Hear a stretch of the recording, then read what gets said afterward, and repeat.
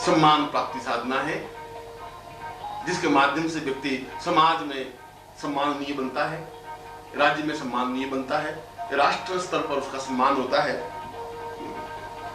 ऊंचे से ऊंचे व्यक्ति उसके संपर्क में होते हैं और किसी से भी किसी प्रकार का काम संपन्न कराने के लिए उसको फिर किसी की याचना नहीं करनी पड़ती, किसी के पास जाना नहीं पड़ता।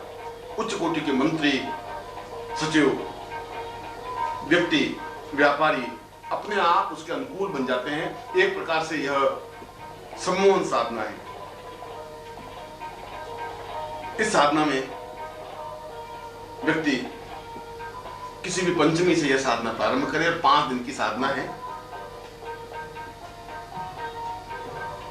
अपने सामने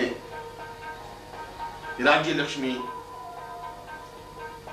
के यंत्र को स्थापन करे और राज्य लक्ष्मी चित्र को स्थापित करे, गुरु चित्र को स्थापित करे, उत्तर दिशा की ओर मुंह करे, पीली धोती धारण करे और एक दीपक घी का जलाए जो 5 दिन तक अखंड जलता रहे। इस बात का ध्यान रखें कि बीच में दीपक बुझे नहीं और साधक निश्चिंत और निर्विकार होकर के मंत्र जप को संपन्न करे। इसमें हकीक माला का प्रयोग किया जा सकता है या मूंगा माला का प्रयोग किया जा सकता है या लक्ष्मी माला का प्रयोग किया जा सकता है, मगर यदि राज्य लक्ष्मी माला का प्रयोग किया जाए तो ज्यादा उत्तम रहता है। इसके लिए मंत्र है ओम रीम रीम ओम। छोटा सा मंत्र है मगर एक रात्रि में 101 माला संपन्न होनी आवश्यक है। इस साधना को संपन्न करने के बाद उसके जीवन में सम्मान की दृष्टि से, उन्नति की दृष्टि से किसी प्रकार की कोई न्यूनता नहीं रह पाती। यदि वो चुनाव में विजय होना चाहता है, यदि किसी प्रकार की प्रतिस्पर्धा में वो सफलता पाना चाहता है, यदि किसी परीक्षा में वह पूर्णता प्राप्त करना चाहता है, सफलता प्राप्त करना चाहता है, यदि किसी इंटरव्यू में वह सफलता प्राप्त करना चाहता है, तो यह साधना उसके लिए अनिवार्य है, आवश्यक है। इस साधना के माध्यम से वह उन स्थितियों को प्राप्त करता ही है जो उसके जीवन की इच्छा और आकांक्षा होती है। इसलिए इस साधना का जीवन में सर्वाधिक महत्व है।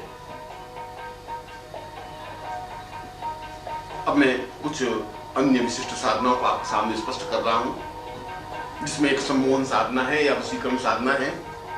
यह भी जीवन की एक आवश्यक साधना है जिसके माध्यम से हम किसी को भी अपने वश में कर सकते हैं, सम्मोहित कर सकते हैं। वह चाहे पुरुष हो, वह चाहे स्त्री हो, वह चाहे उच्च कोटि का व्यक्तित्व हो, वह चाहे मंत्री हो, वह चाहे सचिव हो और वह चाहे शत्रु हो।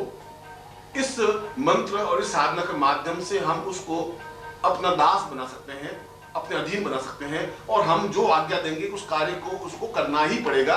यह अपने आप में अद्वितीय साधना है। यह 14 दिन की साधना है और इसमें 5 दीपक अखंड प्रज्वलित होने चाहिए जो तेल के हों। रात्रि को यह साधना संपन्न की जाती है और नित्य 21 माला मंत्र जाप करने का विधान है। इसमें केवल मूंगा माला का प्रयोग किया जाता है और मूंगा माला भी एक बड़े दानों की माला होनी चाहिए जिसमें प्रत्येक मन का अपने आप में पूर्ण चैतन्य और तिब्बती साधना से संपृक्त हो। इस साधना को प्रारंभ करने से पूर्व गुरु से दीक्षा और अनुमति प्राप्त करनी अनिवार्य होती है। उनकी आज्ञा से ही इस साधना में प्रवृत्त हो। इसमें लाल धोती धारण करें और उत्तर या पूर्व की ओर मुंह करके बैठे। सामने सम्मोहन यंत्र को स्थापित कर दे और सुपारी या इलायची के 25 दाने रख दे जिस पर यह साधना संपन्न होती है। इसमें नित्य 108 मालाओं को मंत्र जाप करने का विधान है। इसके लिए मंत्र है ओम ऐं सम्मोहय सम्मोहय वसय वसय आज्ञा पालय पालय फट। इसकी 2 स्थितियां हैं। यदि आपके सामने कोई व्यक्ति है या पुरुष है या स्त्री है या कोई निश्चित व्यक्ति है तो उसका नाम लेकर के भी इस मंत्र जप को संपन्न किया जा सकता है और यदि ऐसा नहीं है तो सामान्य रूप से इस मंत्र जप को संपन्न किया जा सकता है।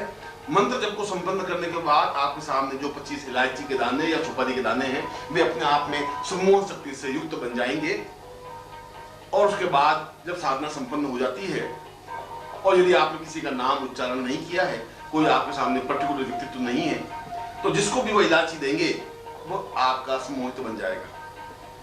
वह इलायची देने के कई तरीके हैं।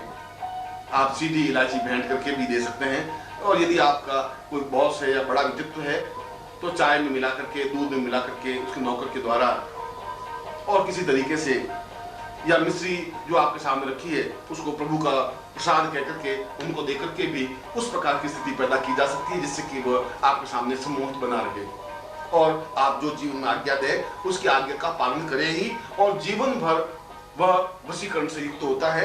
यह अपने आप में प्रामाणिक है और महत्वपूर्ण साधना है।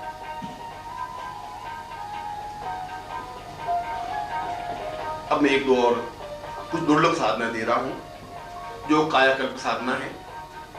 यदि हम रोग से ग्रस्त हैं, यदि बीमार हैं, यदि विविध प्रकार के रोग हैं, या हम वृद्ध हो गए हैं, बुढ़ापा आ गया है, या कोई भी बुढ़ापा किसी को भी आ गया है, वह चाहे पुरुष हो या स्त्री हो, उसका बुढ़ापा दूर करके पूर्ण रूप से नौजवान बना देने की क्रिया या कायाकल्प कर देने की क्रिया या समस्त रोगों से छुटकारा पाने की क्रिया इस कायाकल्प साधना के माध्यम से संभव है।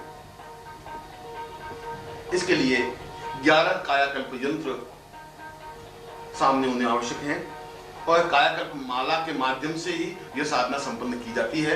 और एक तेल का दीपक सामने प्रज्वलित कर दे और पीले आसन पर खड़े खड़े इस माला को मंत्र जप करें। यह 11 दिन की साधना है और खड़े खड़े नित्य 108 माला मंत्र जाप करना आवश्यक है। इसका मंत्र है ओम हुम हुम हुम हैंग हैंग हैंग रोम रोम रोम हुम हुम हुम फट।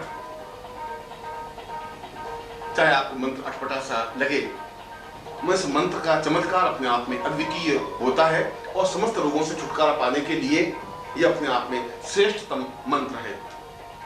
मगर इस मंत्र जाप या साधना को प्रारंभ करने से पूर्व गुरु से दीक्षा लेनी अनिवार्य है। यदि दीक्षा प्राप्त नहीं करते हैं तो साधना में सफलता प्राप्त नहीं हो सकती, क्योंकि तिब्बती साधना में गुरु का और गुरु से दीक्षा प्राप्त करने का अत्यंत महत्व है। उसके बिना साधना में सिद्धि और सफलता प्राप्त हो ही नहीं सकती। यह मंत्र यदि आप पानी की गिलास भर करके उसके ऊपर केवल 11 बार इस मंत्र को बोल करके उस पानी को यदि हम किसी को पिला देते हैं, तब भी वह धीरे धीरे रोग मुक्त हो जाता है। ये रोज स्नान करते समय 11 माला या 11 बार इस मंत्र का उच्चारण करके फिर स्नान करें तो अपने आप में शरीर में कांति, एक चेतना, एक दिव्यता, एक सौंदर्य आने लग जाता है। और यदि कोई एक वृद्धावस्था को प्राप्त व्यक्ति पूर्ण यौवनवान बनना चाहता है या बनना चाहती है तो उसके लिए भी यह साधना अत्यधिक आवश्यक और अनुकूल है, परिणाम युक्त है। ये तीव्रता के साथ इस साधना को संपन्न करना चाहता है, किसी का पेट मोटा हो गया है या किसी के शरीर में कमजोरी है या किसी का चेहरा छोटा है या किसी की आंखें बेंगी हैं या किसी प्रकार की डिफेक्ट है, कमी है, तो इस साधना के माध्यम से सफलता पाई जा सकती है। साधना संपन्न करने के बाद उस यंत्र को गले में धारण कर लें और बाकी यंत्र नदी में या तालाब में विसर्जित कर दें तो यह साधना संपन्न होती है। और